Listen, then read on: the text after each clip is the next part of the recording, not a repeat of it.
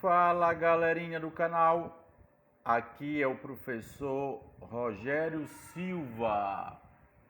Vamos lá, gente, vamos continuar a nossa brincadeira, vamos continuar a nossa revisão para a PC do Pará. Conhece aqui o Cabano, o quadro cheio de estereótipo, mostrando quem seria o Cabano, né? Um quadro da década de 40, durante a Era Vargas. Aqui nós temos as escadarias da loja Paris nas Américas. Então vamos falar, a loja Paris nas Américas, que já é do período da Belle Époque, né, gente? Então vamos falar um pouquinho de história, né? Belém do Pará, colonização da Amazônia. Belém do Pará surge com esse objetivo de contribuir para a formatação da Amazônia, para a formatação do projeto colonizador. Belém do Pará surge dentro da estratégia militar luso-espanhola. Por que luso-espanhola? Porque, gente, quando Belém do Pará foi fundado, poderia falar meia hora só essa parte aqui para vocês. Quando Belém do Pará, quando surgiu o Forte do Presépio, presta atenção, Forte do Presépio, o Estado português estava dominado pelo Estado espanhol. Isso mesmo. O Filipe II, rei da Espanha, ele administrava Portugal e a Espanha. E automaticamente o Brasil, né? E durante o reinado de Filipe II, houve a reconquista do norte, né? A reconquista da região norte, que hoje nós conhecemos como a região nordeste. Então foi um período muito obscuro da história portuguesa, né? Onde ocorreu um vago no poder após a morte do rei português Dom Sebastião. Então, gente, a Espanha coordenou o processo de colonização aqui da nossa região. Essa nossa região que era constantemente invadida pelos ingleses, franceses, holandeses, etc. Um grande marco dessas invasões, né, foi a fundação de São Luís do Maranhão, pelo francês Daniel de Latouche. Fundou a França Equinocial, fundou a cidade de São Luís. O nome São Luís, gente, é uma homenagem ao rei francês. Então, o Filipe II, quando ele observa essa situação, ele não vai deixar barato. E aí ele vai coordenar expedições militares para expulsar esses caras do litoral brasileiro, né? Lembrando que o Daniel chegou até mesmo aqui pelo Pará e fundou o pequeno lugarejo que depois se chamou de Bragança, muito famosa, a farinha de Bragança. Olha a cultura, olha aí a cultura se misturando com a história. A prova de vocês tem cultura, beleza? A cultura alimentícia do povo paraense. Recentemente, a farinha de Bragança recebeu, inclusive, uma titulação, né? Muito importante para o comércio. Então tá aqui, gente, as expedições luso-espanholas. Eles foram lá expulsar os caras de João Pessoa, Natal, Fortaleza, de São Luís. Em 1615, gente, eles expulsaram o Daniel, o francês e sua galerinha, e depois Francisco Caldeira Castelo Branco rumou para o Rio Pará e criou, né, o Forte do Presépio, daí dando origem à nossa cidade. Foi um processo longo, contínuo, dificultoso e muito caro. Belém do Pará, o Amapá depois vai surgir dentro desse contexto também para proteger a Amazônia. Protege-se o litoral, protege-se o interior, o rio Amazonas, as reservas de prata lá em Quito. Essa era a grande preocupação de Filipe II. Está aqui o Castelo Branco, né? 1615, expulsaram os franceses. Essa expedição lá em São Luís foi comandada pelo Alexandre de Moura. E Castelo Branco saiu no dia de Natal de São Luís do Maranhão e chegou a Belém do Pará. Chegou quando? Chegou a 12 de janeiro de 1616. Então vocês têm que ter esse conhecimento básico, né, gente? Belém do Pará surgiu no século XVII, tá? tá? Isso já veio em prova. Belém do Pará, século 17. Inicialmente, as relações com os nossos queridos índios foi tudo bacana. Depois começou a escravidão, né? Aqui você observa um mapa, é uma planta militar do século XVIII, demonstrando a grande preocupação militar dos portugueses aqui na nossa região. E aí, gente, Belém foi só o ponto inicial, né? Outras cidades surgiram no século XVII. Olha aí, olha. Vigia de Nazaré, Gurupá, Cametá, Santarém, né? Santarém, Alter do Chão, Cametá, uma cidade que não foi vencida pelos cabanos.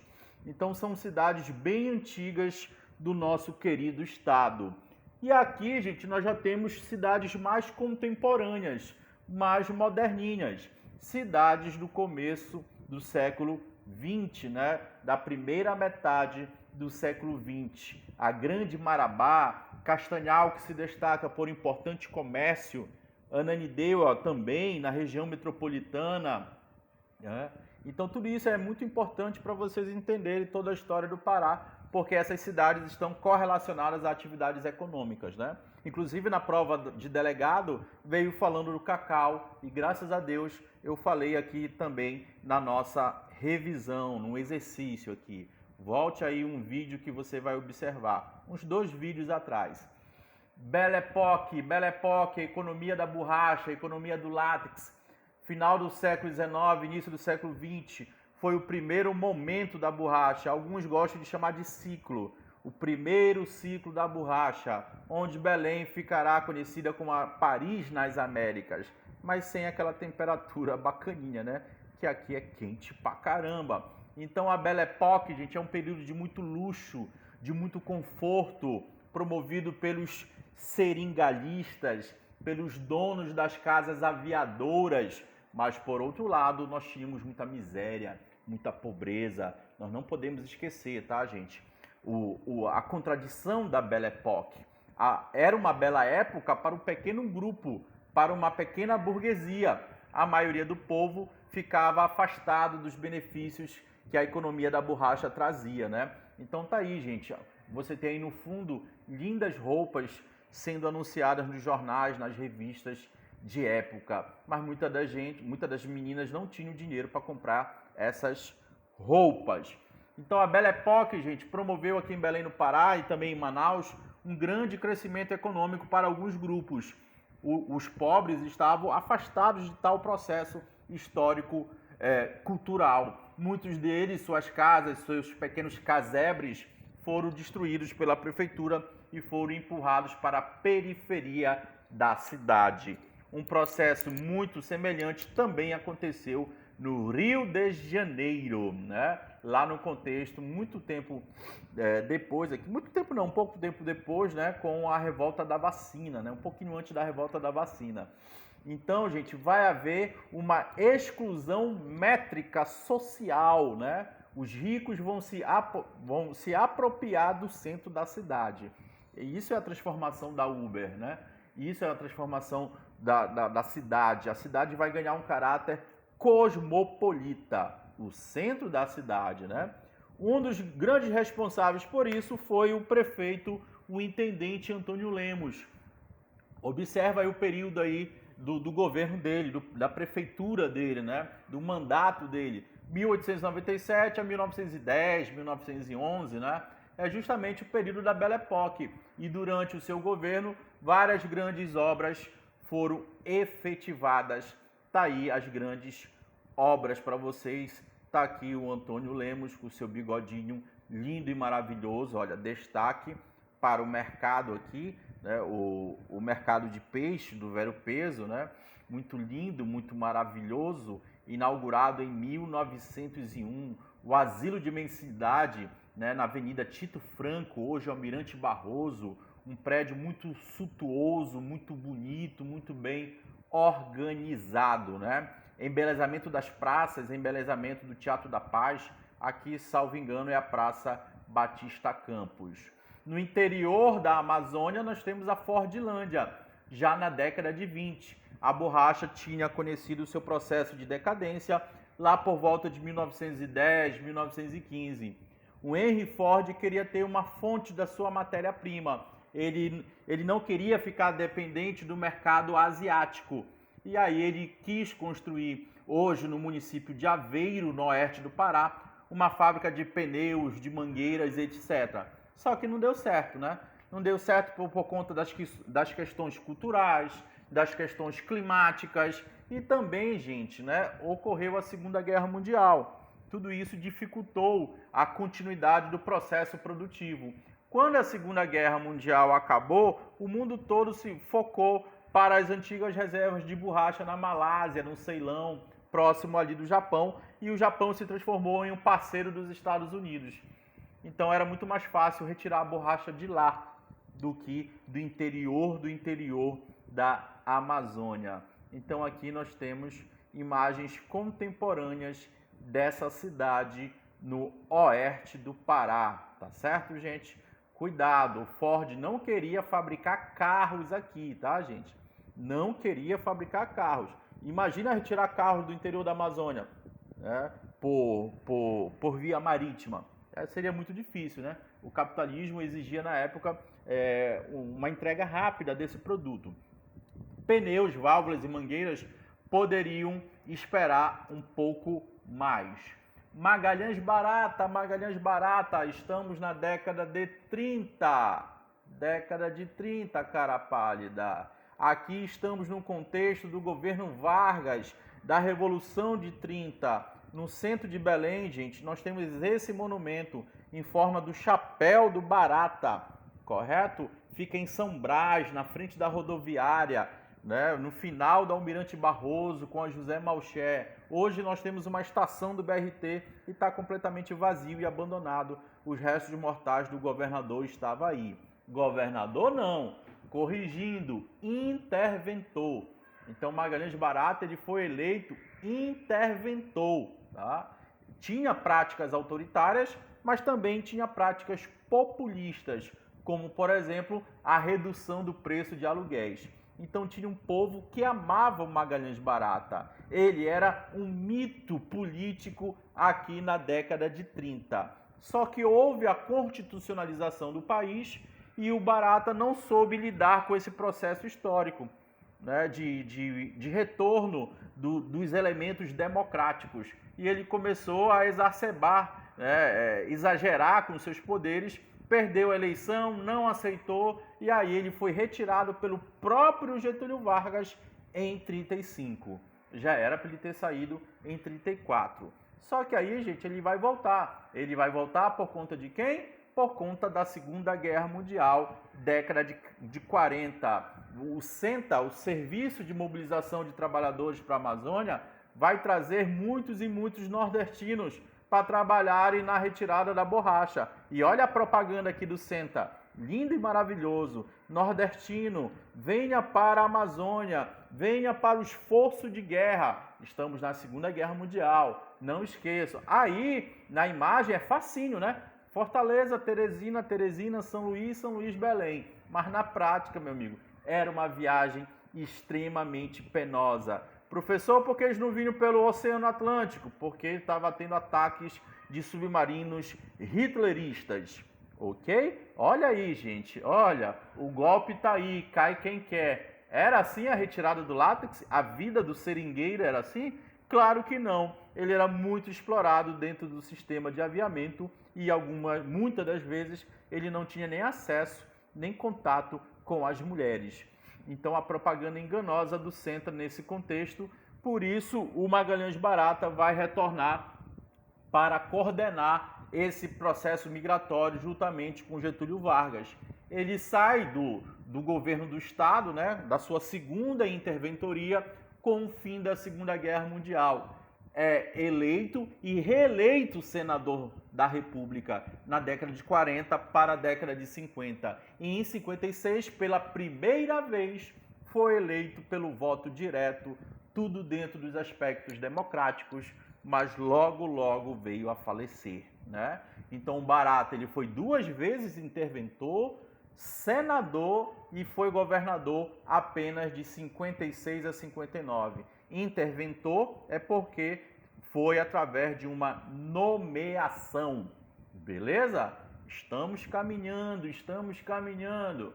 Chegamos aqui, gente, na década de 70, década de 80, ditadura militar, a integração da Amazônia.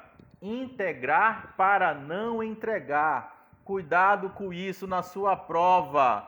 O teu elaborador, a tua banca, melhor dizendo, adora a história da ditadura militar.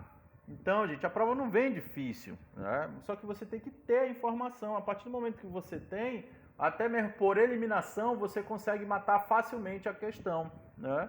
A prova de delegado veio lá falando do cacau e a outra questão veio falando sobre as mesorregiões que tanto eu falei nas minhas turmas de PC e também da PM do Pará.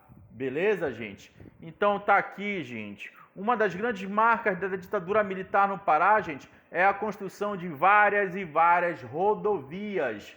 Eles utilizaram o discurso do progresso, do desenvolvimento. Em outra videoaula eu falei para vocês sobre as rodovias, a Transamazônica, a Cuiabá-Santarém, né? E agora está vindo aí a Ferrogrão, né? Uma ferrovia federal que vai ocorrer paralela aí, gente, à BR-163 no rumo norte, né? Vai ser uma ferrovia norte-sul, né? Tá aqui, ó, deixa eu colocar o mouse aqui. Aqui, ó. Então vai ser uma ferrovia aqui, ó, subindo para cima, como diz o caboclo. Olha aqui, Itaituba, Porto de Miritituba, muito importante para o escoamento da soja. Então tá aqui, gente, principais características desse momento aqui na Amazônia e no Pará. A ditadura vai criar uma superintendência específica para tentar dinamizar, financiar a economia e o desenvolvimento. Na teoria, muito lindo, muito maravilhoso, mas na prática, a Sudã foi alvo de muitos ataques de práticas corruptas.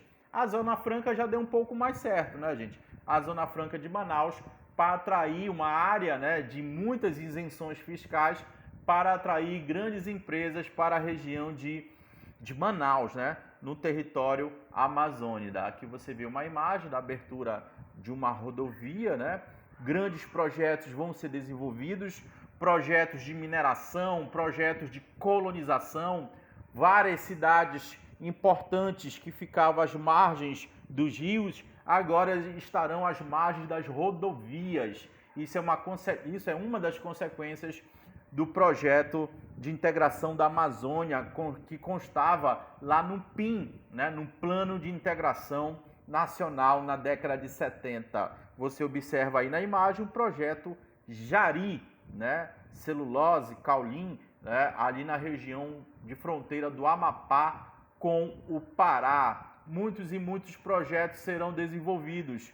Antes disso, gente, o governo federal ele se apropriou de terras da Amazônia, principalmente do estado do Pará. O absurdo do absurdo dessa lei de 1971, a lei dos 100 km, como eu chamo, do lado direito e do lado esquerdo das rodovias federais. Essas terras, a partir desse momento, foram direcionadas, viraram propriedade do governo federal. Olha só, gente, 100 km de um lado, 100 km da direita e da esquerda. Terras que eram dos governos estaduais passarão para o governo federal. E o governo federal haja distribuir terras e mais terras para promover todos esses projetos de agricultura, de pecuária, de mineração, de colonização e etc. Então tá aqui, gente, nós temos, né, uma mistura de história e geografia, né, o resumo dos projetos, né? Projeto da Jari, ali no extremo norte do Pará, projeto Trombetas, Oriximiná, extração de bauxita, tu sabe o que é bauxita, né? Hidrelétrica de Tucuruí para fornecer energia para esses grandes projetos. Não é uma energia residencial o principal foco, tá? Projeto de alumínio, né? Da fabricação da alumina, Albras, Alunorte, Barcarena, Nordeste do Pará. Projeto Ferro Carajás, né? Marabá, Paraopebas, Eldorado dos Carajás, Curionópolis. Hoje nós temos a presença da Vale em Curionópolis, né? Então, naquelas cercanias ali de Eldorado dos Carajás, da Serra dos Carajás, você tem principalmente a extração de ferro. Projeto Calha Norte, projeto de segurança nacional, já no período de transição da ditadura militar para o governo Sarney, proteger o extremo norte, extremo norte do Brasil com a presença militar. E aí você observa um mapa com resumo desses projetos. Hoje o projeto Calha Norte está aí na tua imagem, tá, gente? Está aí no teu vídeo. O Calha Norte ele não abrange somente a região norte. Hoje, no período contemporâneo, uma vez veio isso na questão da prova e os alunos ficaram loucos, né? Uma questão bem traíra mesmo, né? Porque você pensa, Calha Norte protege o norte. Você vê aí o Calha Norte atuando até mesmo no Mato Grosso do Sul, com políticas de assistencialismo do Exército, Marinha e Aeronáutica, né? Atendimento médico, atendimento odontológico, etc, etc, etc. Por quê, né, é necessário integrar a Amazônia? Porque a Amazônia vai servir como novos mercados para o Centro-Sul, né? Porque pode se expandir, a população do Nordeste pode ser direcionada para a Amazônia, né? O Nordeste sofria com inchaço populacional, aproveitar todos os nossos potenciais, né, como terra, e a questão da segurança nacional, né? O perigo vermelho que hoje, infelizmente, ainda vem à tona esse discurso, né? Esse perigo vermelho, ele apareceu um pouco, né, na guerrilha do Araguaia, né, ali por volta de 1972, liderado pelo Partido Comunista do Brasil, pelo PCdoB. Qual era o objetivo da guerrilha do Araguaia? Tá aí, olha, Xambioá, Rio Araguaia, Marabá, aí ocorreram os conflitos, cerca de 120 guerrilheiros, 60 nunca encontraram os corpos. O objetivo era destituir